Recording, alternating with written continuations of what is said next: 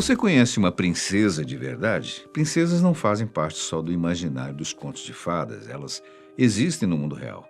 E hoje eu vou contar a história daquela que foi a princesa mais querida dos últimos séculos. Muito certamente você já sabe de quem se trata. Em 1º de julho de 61, numa aldeia localizada no condado inglês de Norfolk, nasceu Diana Frances Spencer, uma menininha que encantaria o mundo ao crescer e se tornar a princesa Diana, a princesa de Gales, a eternizada carinhosamente como Lady Di. A nobreza de Diana extrapolava a realeza.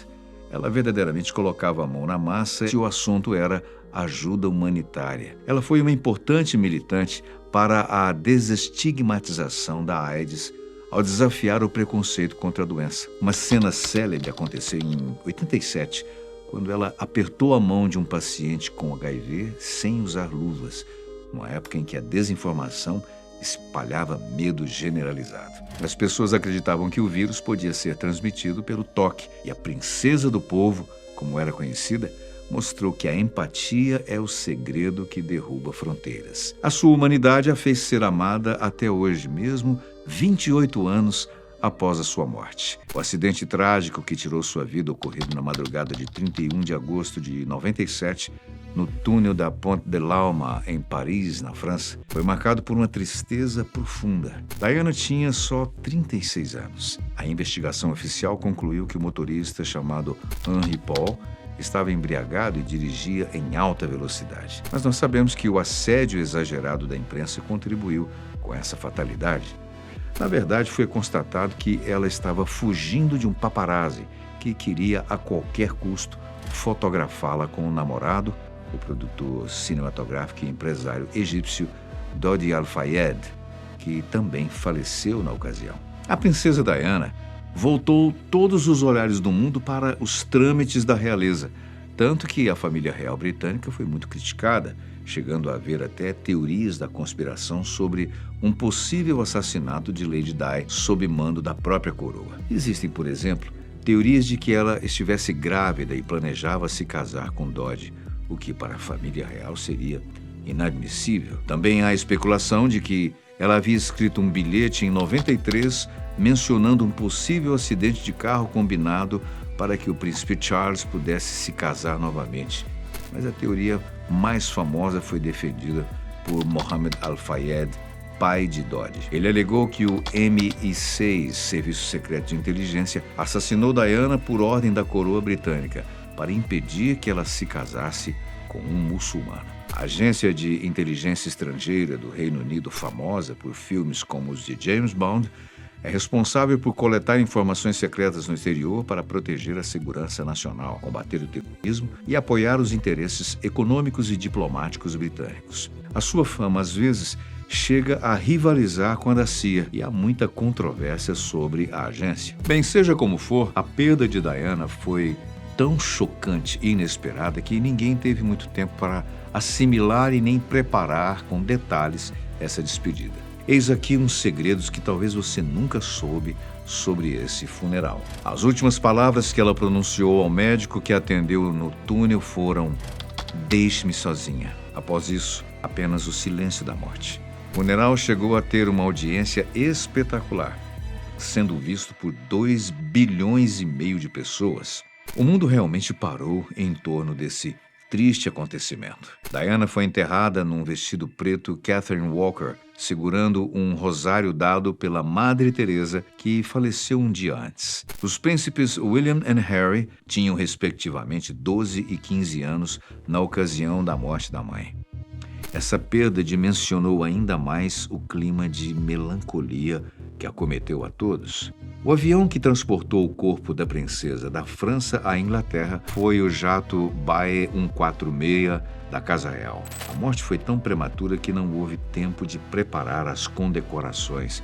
O jeito foi usar um plano que havia na manga para o caso da Rainha Elizabeth, a rainha-mãe, morresse. Ou seja, a rainha viu em vida como seria se ela tivesse batido as botas, ou melhor, os saltos. Aliás, ela foi duramente julgada pela frieza diante da morte de Diana, aumentando ainda mais os possíveis boatos. O mastro vazio da bandeira do Palácio de Buckingham se tornou um dos focos mais observados, já que a única bandeira que tremulava era a da monarquia. O estandarte real só era visto quando a rainha estava presente. E quando a rainha saía, a bandeira desaparecia junto. Mas ela quebrou o protocolo para homenagear a ex-nora.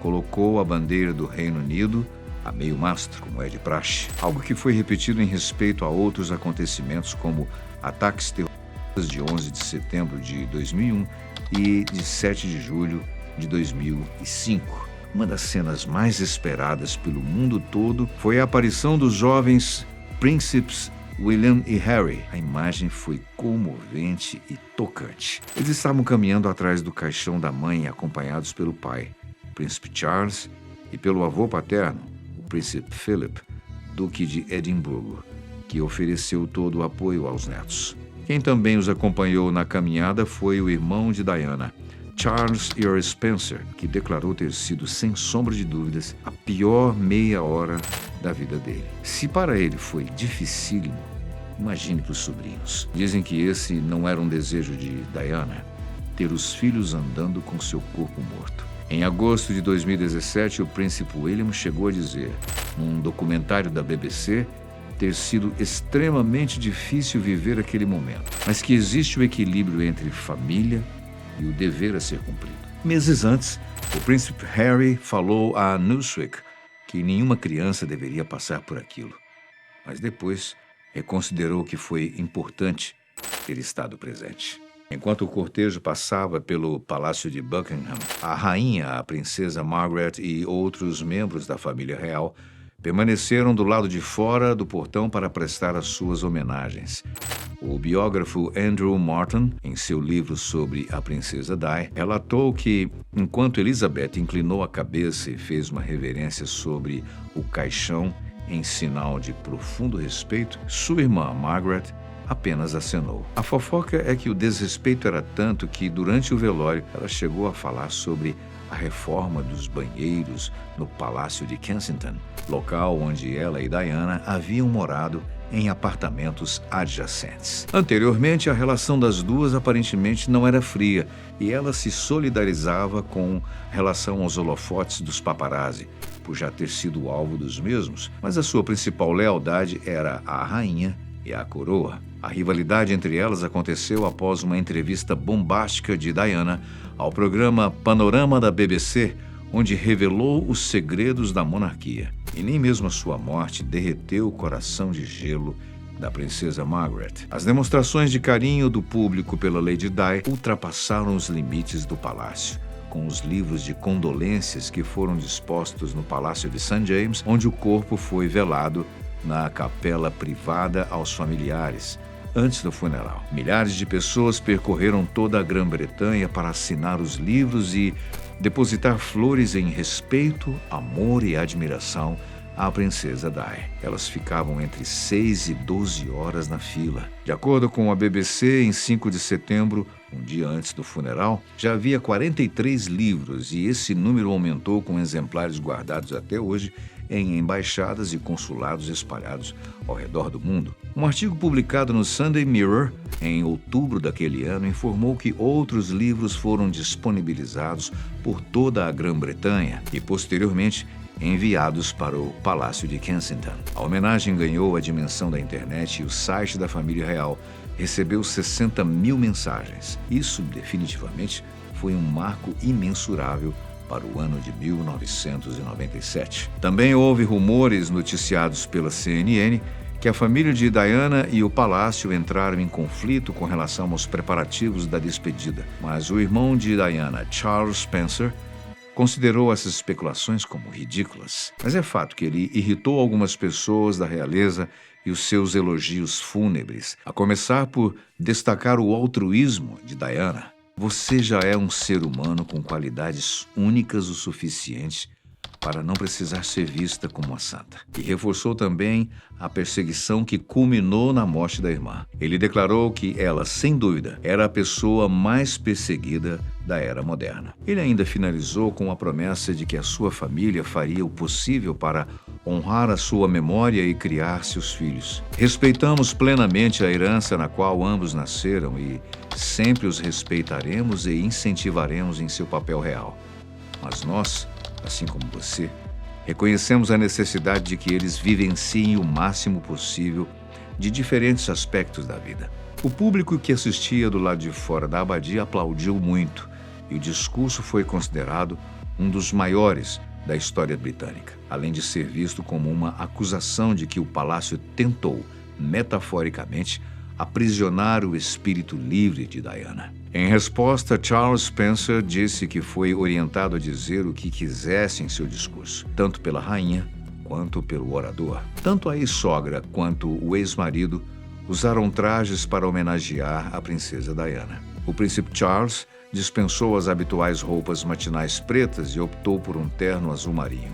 Para muitos, o que pareceu uma ofensa devido à separação de 3 anos e o divórcio conturbado.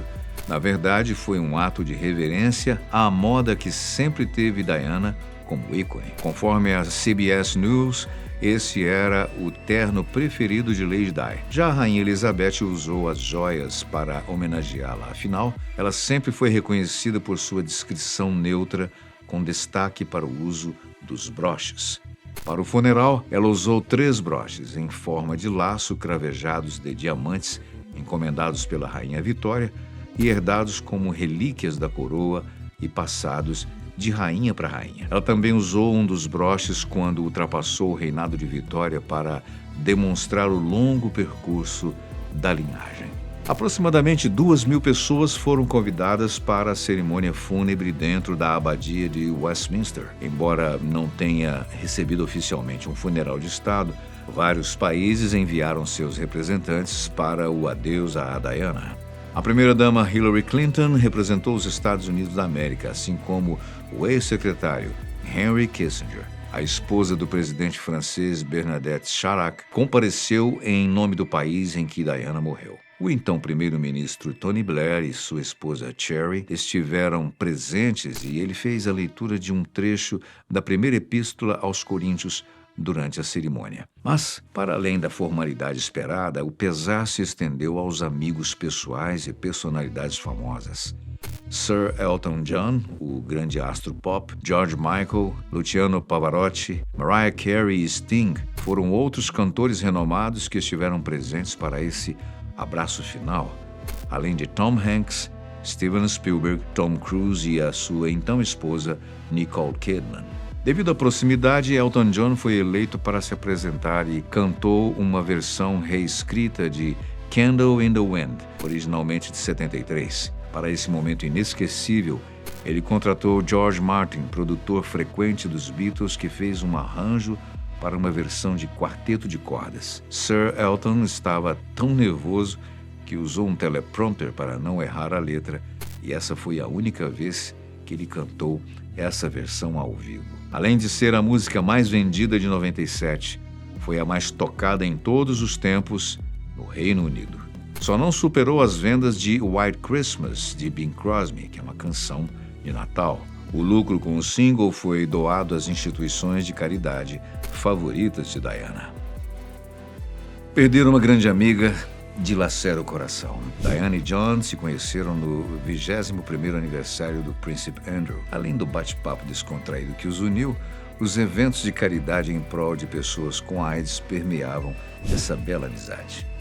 O único atrito entre eles aconteceu devido a uma desistência de Diana em participar de um livro de fotos para arrecadar doações para a Fundação da AIDS. Na ocasião, ela enviou um recado frio a John sem nenhuma explicação que justificasse sua decisão.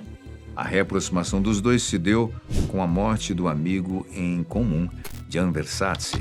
Ela morreu 5 semanas depois. O caixão usado por Lady Di estava de acordo com a tradição da realeza britânica. Era feito de chumbo e pesava cerca de 250 quilos. Ele foi coberto com um estandarte real, guarnecido com uma borda. Mas o que chamou mais atenção foi a delicadeza antes do cortejo. Os seus filhos, os príncipes William e Harry, colocaram um arranjo floral branco em cima dela, com um envelope escrito à mão que dizia, de forma simples e terna, "Mamãe". A Abadia de Westminster é o local de descanso final de muitos membros notáveis da realeza britânica, como Henrique VII, Elizabeth I e, curiosamente, Maria Stuart, rainha da Escócia. Mas Diana não está entre eles nessa lista notável. Segundo a BBC, Charles Earl Spencer, seu irmão, tinha planejado que ela fosse enterrada no jazigo da família, numa igreja local, perto da casa onde passaram a infância em Alor. Porém, a decisão de enterrá-la nas imediações reais ajudaria na privacidade após a morte. Apesar disso, em 2017, ele afirmou que houve 4 tentativas de invasão ao seu túmulo. O caixão de Diana foi transportado por 112 quilômetros de Londres até a propriedade onde foi sepultada, uma cerimônia privada por familiares e conduzida por um padre amigo da família. O local escolhido por Charles fica numa ilha num lago chamado Oval, com vista para árvores plantadas por membros da família, incluindo ela mesma e seus filhos. O lugar é marcado por uma estátua num pequeno templo na margem. Embora o público não tenha permissão para entrar na ilha durante os dias de visitação, ela segue com companhia. Conforme o jornal Chicago Tribune, vários animais de estimação da família foram enterrados lá, incluindo a sua gata Marmalade. Apesar dos julgamentos, Charles se realizou por dar aos sobrinhos um lugar onde pudessem compartilhar com a mãe, em particular. Houve um mar de flores. Uma extensão de quase 100 metros de comprimento foi deixado pelo povo, simbolizando o luto. Dentre tantas teorias e pensamentos sobre essa tragédia, temos uma certeza. Lady Di, a querida e amada princesa do povo, deixou um rastro de saudade e um exemplo a ser seguido. Ela é um espelho de força e independência para as mulheres, como um ser político e símbolo de resistência. Seus filhos cresceram com empatia e pés no chão. Quebraram protocolos, frequentando McDonald's, cinemas e parques temáticos, e ensinaram ao mundo a compaixão ao visitar instituições de caridade e lugares onde vivem experiências reais, baseadas em conexão emocional. A lição mais bonita que receberam da mãe foi a nobreza no coração e no espírito. Ela mudou a forma como a sociedade e a mídia se relacionam com a monarquia. Princesas existem, e Lady Di foi uma princesa real, de carne, osso, sangue e principalmente coração. Ela defendeu o direito das crianças e ajudou diversas instituições de caridade. Em 97, o ano em que morreu, ela caminhou por um campo minado em Angola para chamar a atenção para esse perigo deixado pela Guerra Civil. Ela viveu pouco, apenas 36 anos, mas o seu legado inspira milhares de pessoas em volta do globo terrestre e nos ensina que a maior herança que um ser humano deixa, sem dúvidas, é o exemplo. Ela foi uma mulher à frente do seu tempo, que desafiou padrões e liberdade. Alguém que sempre esteve com uma mão estendida ao próximo. Uma das declarações mais edificantes que ela fez foi: onde quer que eu veja sofrimento, é lá que eu quero estar, fazendo o que eu puder. Tá aí uma bela influencer a ser seguida. E como ensinou o escritor João Guimarães Rosa, as pessoas não morrem, elas ficam encantadas. Aproveitando o exemplo, você já fez o bem hoje? Já plantou uma árvore? O que deixará de bom neste mundo? Conta aí pra gente o que você achou da história, do legado de Diana e o que isso inspira você.